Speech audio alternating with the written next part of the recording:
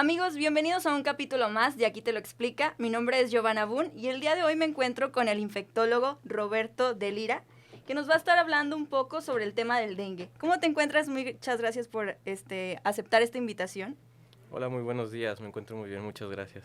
Mira, ¿qué te parece si empezamos con el tema? Y lo principal sería saber qué es el dengue. Muy bien, el dengue es un virus, es un flavivirus. Este tipo de virus tiene la característica de que se puede sobrevivir dentro de un vector, que en este caso es el mosquito. Primero hay que diferenciar entre que el mosquito no es el dengue. El mosquito sirve como vehículo de transporte A a transporte B. O sea, si yo estoy infectado de dengue, me pica un mosquito y se lo pasa a otra persona.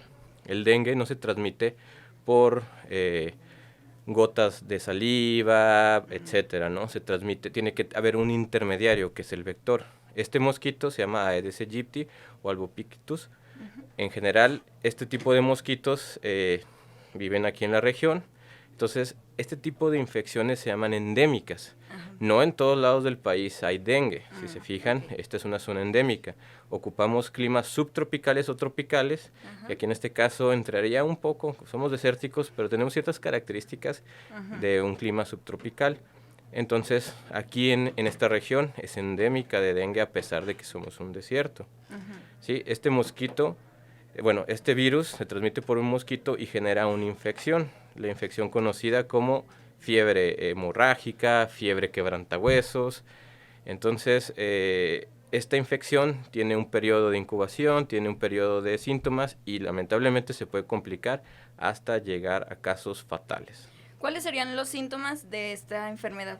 Bueno, la descripción de la sintomatología, como lo mencionaba, es un cuadro febril. Es una de las enfermedades que pueden entrar como febriles exantemáticas. ¿Qué quiere decir exantemática? Que te salen ronchas o manchas en la piel y es transmitida por vector. La sintomatología o el dengue clásico que se describía en la nomenclatura antigua era que era la llamada fiebre quebrantahuesos, era dolor retrocular, dolor detrás de los ojos, un dolor de cabeza importante, el movimiento de los ojos genera dolor, dolor de músculos, dolor de articulaciones, puede haber lesiones en el cuerpo que son manchitas rojas, que dan mucho comezón, puede haber dolor de panza, puede simular un catarro o un dolor de garganta, en porcentaje menor. De hecho, muchas veces dices, normalmente el dengue no causa dolor de garganta. Efectivamente, pero sí lo puede causar, no lo descarta completamente, ¿sí? Esa es una presentación como típica o un dengue clásico. Tiene que tener fiebre, ¿sí? Tienes que tener el antecedente de haber estado expuesto a un mosquito, que la verdad, viviendo aquí, pues sí, todos, ¿no? Todos tenemos ese antecedente, en algún momento nos ha picado un mosco, entonces es imposible negar ese antecedente. Entonces, un cuadro febril, normalmente el periodo de incubación es, me picó el mosquito, aproximadamente 3 a 7 días yo puedo empezar con la sintomatología, que es cuadro febril. Entonces, el dengue se divide en 3 fases. Una fase febril, que dura de 3 a 7 días, que normalmente es la fase más sintomática. Luego puede tener 2 vertientes. Una fase de recuperación, normalmente esos son los dengues no severos o sin criterios de alarma, en la que me da mis síntomas y me voy a la recuperación. Pero en un porcentaje menor, menos del 10%, puede haber una fase crítica que dura de 24 a 48, en algunas personas se extiende un poquito más con factores de riesgo, 72 horas, en las que hay ciertos cambios que nos pueden provocar un estado de gravedad. ¿Y cuáles son estos cambios que podrían decir? En general, el dengue cuando, por ejemplo, me pica un mosquito que trae el virus del dengue. Sí. Lo introduce en mi cuerpo, entra por un vaso sanguíneo y ahí empieza a hacer una replicación. ¿Sí? El problema del dengue o las causas de que se complique esto son 2 situaciones. Una, que te hace que te bajen las plaquetas. Las plaquetas son las células que son partes de células que nos ayudan a coagular la sangre. ¿Sí? Entonces nos da trombocitopenia, baja de plaquetas. Y la otra es que se fugue el líquido que está dentro de los vasos sanguíneos a otros lugares. Se llama fuga de plasma o fuga al tercer espacio. Esto también provoca complicaciones en el cuadro. Entonces, eso es en general. También ataca médula ósea y puede generar daños a diferentes órganos. Entonces, normalmente el dengue, la tendencia es que cumplas un cuadro que se autolimita aproximadamente de 7 a 10 días, en un dengue que me dio por primera vez. Porque aquí entra un concepto que se llama Antibody Dependent Enhancement, que es un aumento de la infección relacionado a anticuerpos. Este concepto me dice que si a mí me dio por primera vez dengue el año pasado, y aquí entra una situación que no expliqué. Hay 4 tipos de dengue, o 4 subtipos, ¿sí? Estos 4 subtipos te puede dar 1, te puede dar 2, 3, 4, ¿no? Imaginémonos que ya me dio el dengue tipo 2 el año pasado. Ya estuve expuesto, ya hice anticuerpos contra ese virus en específico. Y me vuelvo a infectar, pero me infecto de otro tipo, de un tipo 3. Entonces, me infecté de ese tipo 3. Hay algo que tengo anticuerpos no neutralizantes. ¿Qué quiere decir eso? Un anticuerpo neutralizante a grandes rasgos es decir, yo ya tengo experiencia de ese virus tipo 2, cuando lo ve mi cuerpo nuevamente ya no necesito reconocerlo, ya lo reconozco, ya me acuerdo, y lo ataco rápidamente y disminuyo mucho la sintomatología. Ese es el concepto de las vacunas, ¿no? Te exponen a una parte de un virus, entonces ya tu cuerpo se familiariza con esa parte del virus y te hace una infección más leve. Pero aquí en esta situación pasa algo diferente. Yo ya tengo ese anticuerpo contra un tipo 2 y me expongo a un tipo 3 y hace como una reacción cruzada, pero ese anticuerpo no es neutralizante. O sea, ¿se hace más fuerte? Más bien, ese anticuerpo, mi cuerpo lo va a reconocer, va a decir, oye, ese es un dengue, pero no es el mismo dengue que te infectó. Entonces no sirve lo que... Exacto, tengo esos anticuerpos, pero no me ayudan.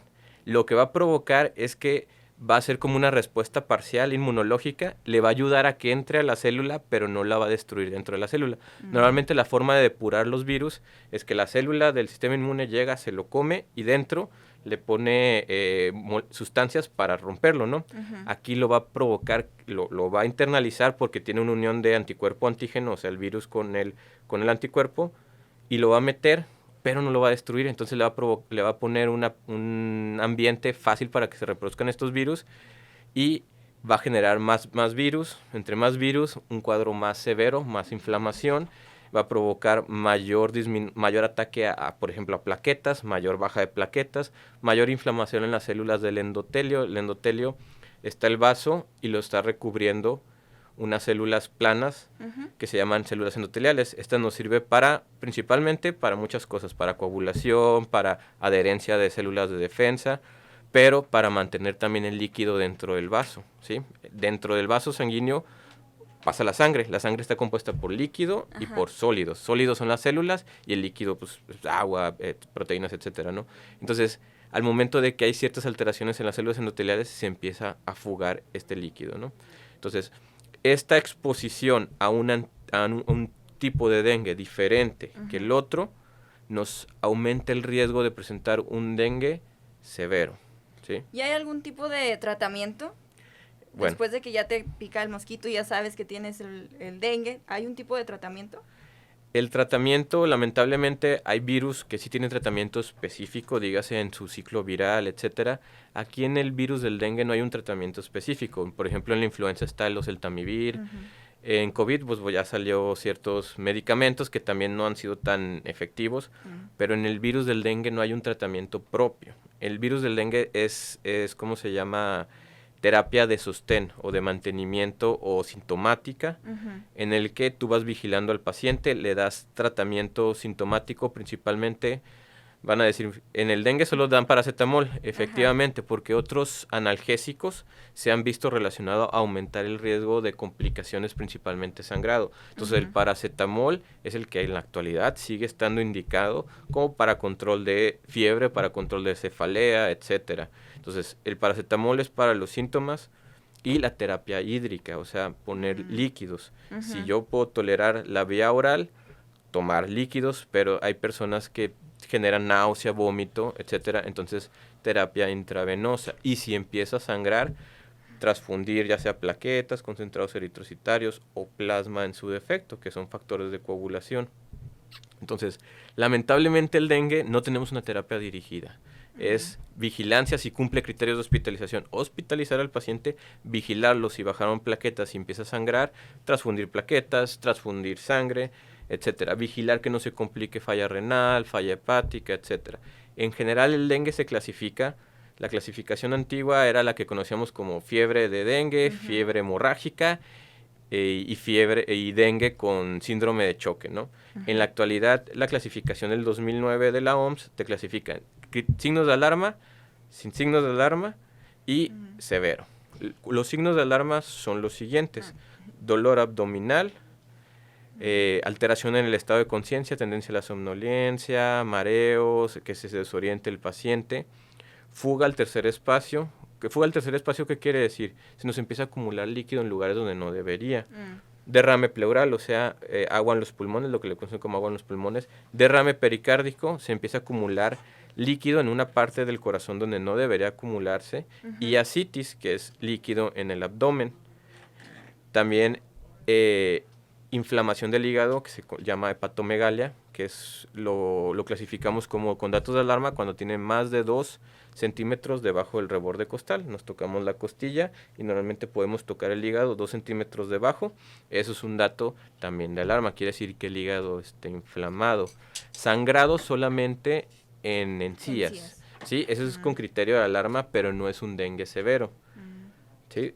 Estos son los síntomas. Y un vómito incoercible, o sea que no lo podemos detener.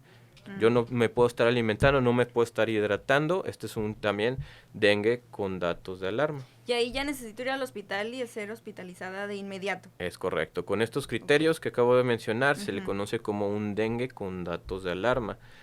La sintomatología común del dengue, que es dolor de cabeza, dolor retrocular, dolor muscular, dolor articular, náusea, vómito, todo esto puede manejarse ambulatoriamente, pero con vigilancia, haciendo estudios de laboratorio como biometría hemática. La biometría hemática es el estudio en el que valoramos las células de la sangre.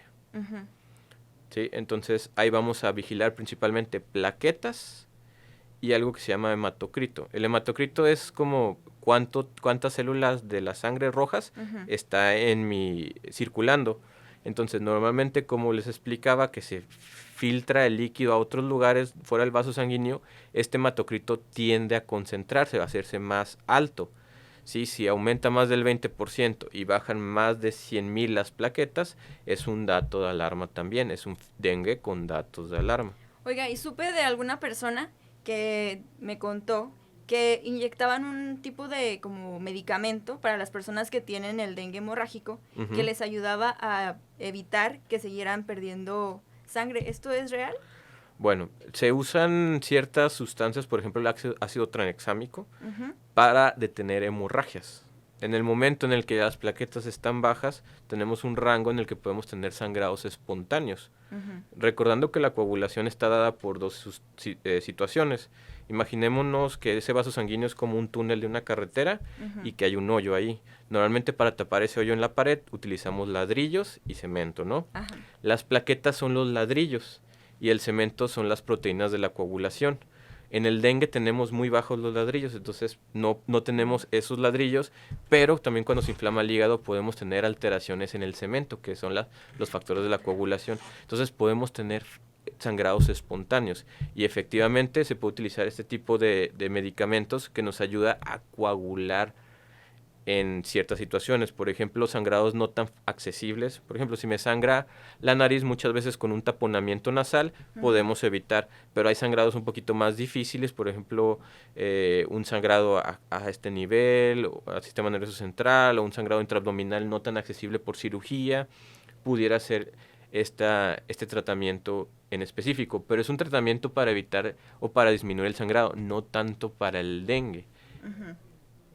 Y por ejemplo, ¿hay algún tipo de prueba rápida que me diga o que me indique si realmente tengo dengue o es otra enfermedad? Claro que sí. El diagnóstico del dengue se hace de dos formas. Bueno, en general, en la mayoría de los virus se hacen de dos formas. Una es detectar directamente el virus y la otra es detectar la respuesta de tu cuerpo contra el virus, que se llama los anticuerpos, medir los anticuerpos que genera mi cuerpo contra un virus. Entonces, la prueba rápida consiste en tres estudios. Es la proteína NS1, que la proteína NS1 es una proteína no estructural del virus del dengue, entonces aquí estoy midiendo directamente una parte del dengue y las otras dos son anticuerpos, IgG e IgM. La IgG y la IgM, la IgG es una proteína de memoria inmunitaria y normalmente se produce ya avanzada la enfermedad. Entonces, muchas veces nos hacemos la prueba del dengue y sale positiva la IgG, digo, tengo dengue. No, más bien tuviste dengue. ¿Sí? Esa no me sirve para hacer el diagnóstico en el momento de la enfermedad, me sirve para hacer el diagnóstico en retrospectiva, o sea, decir, si yo me la hago 3 meses después, va a salir positiva esa IgG y las demás van a salir negativas. Las que me sirven para hacer el diagnóstico en agudo es la NC1 y la IgM. La NC1 se empieza a positivizar de 1 a 5 días de los síntomas, teniendo su mayor rendimiento aproximadamente a los 3 días. Y la IgM a partir de los 5 días empieza a salir positiva en un 60-80%, teniendo el mejor rendimiento hasta los 10 días hasta un 90%. ¿Sí? Entonces esta prueba rápida, dependiendo del día en que esté, es qué tan probable es que me salga positiva. Muchas veces si nos queremos hacer en el primer día, es probable que las 3 no salgan negativas, porque a pesar de que dije que de 1 a 5 días la NC1, el mejor rendimiento no es en el primer día. El diagnóstico o la prueba que tendría mayor probabilidad de que me detecte mi enfermedad en ese momento sería hacer una reacción de polimerasa en cadena, que son pruebas pues bastante no tan accesibles y no nos sirve como tamizaje, ¿no? Si yo tengo un cuadro febril, el antecedente epidemiológico, dígase, ahorita me llega un paciente con fiebre y me dice, ¿sabes qué? Mi primo tuvo dengue, pero lo agarré en el primer día, igual pudiera usarla si le estresa mucho para hacer el diagnóstico. Si no, le digo, ¿sabes qué? Espérate unos 3 días, hazte la prueba y las vemos. ¿Y cómo es esta prueba? O sea, ¿te meten algún hisopo o es sanguínea o cómo es? Es de sangre, es correcto. Es una prueba es una muestra de sangre periférica.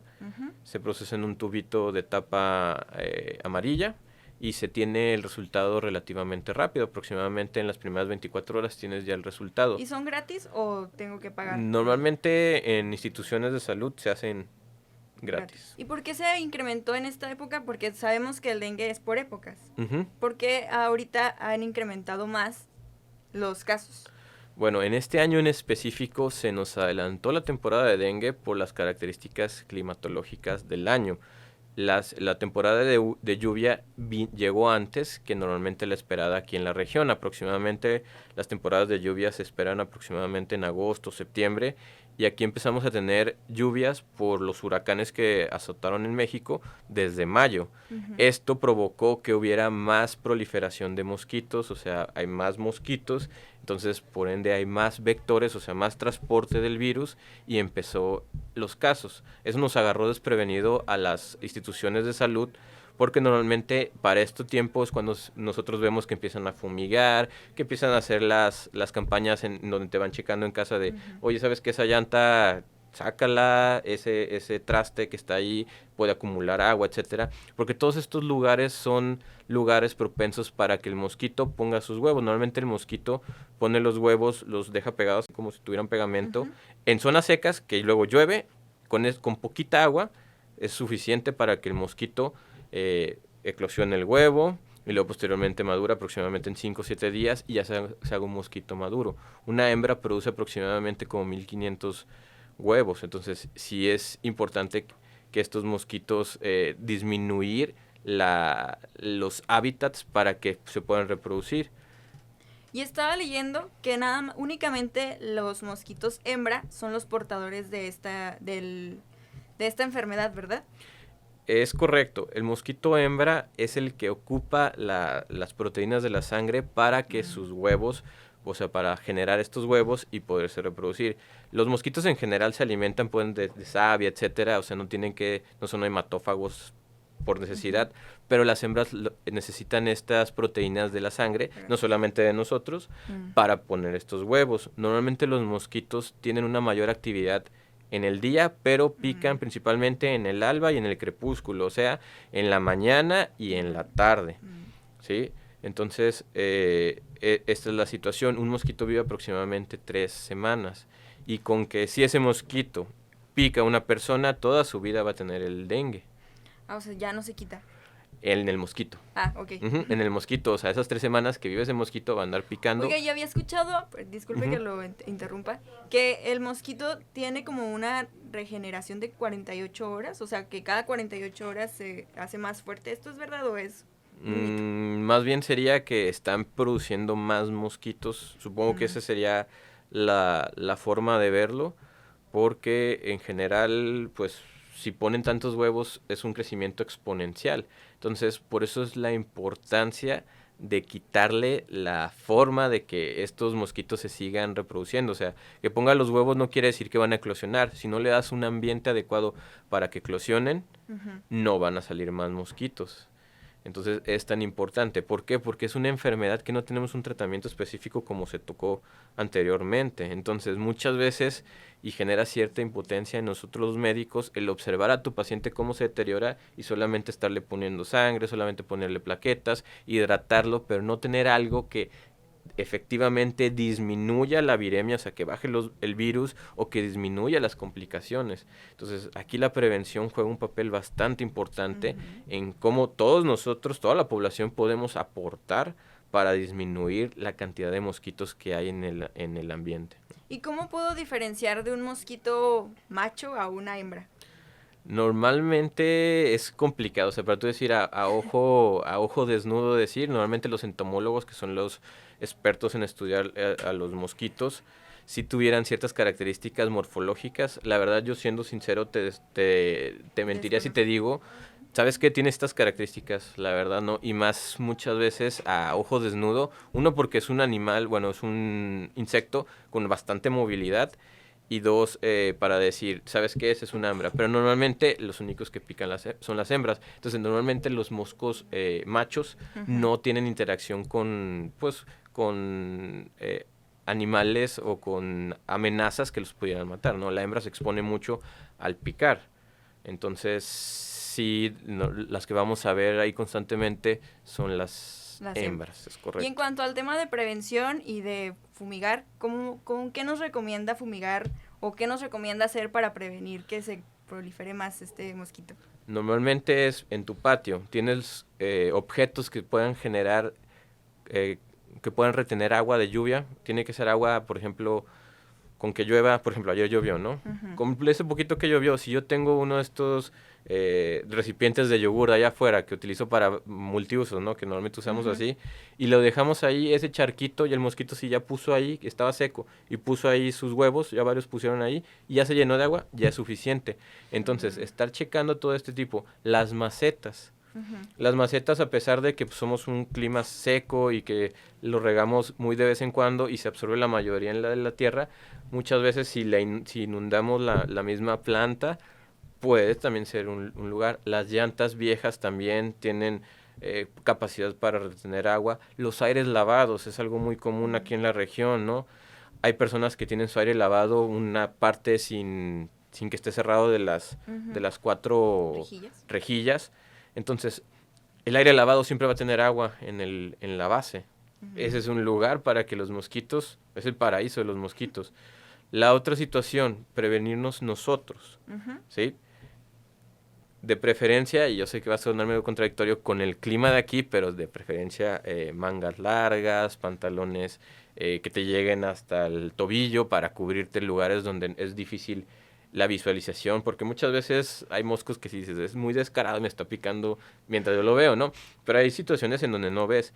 La ropa oscura no te das cuenta que tienes el mosquito, entonces te puede picar también a través de la ropa. Es más complicado, pero sí puede ser. Ahora, hay cierta literatura que te dice, porque también es una pregunta muy común, ¿y el tipo de sangre? Sí. Atrae un tipo de sangre, me predispone a que me piquen más.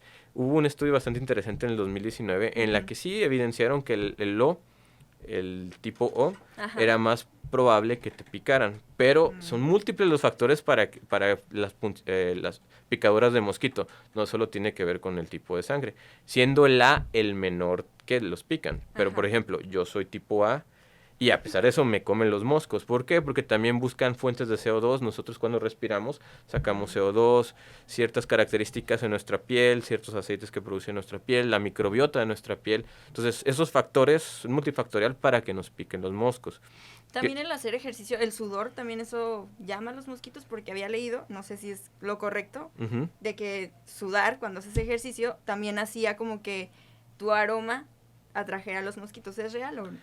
El sudor puede atraerlos, el hacer ejercicio nos va a provocar una respiración más agitada o una respiración aumentada, vamos a producir más CO2 y también el calor importa, ¿sí?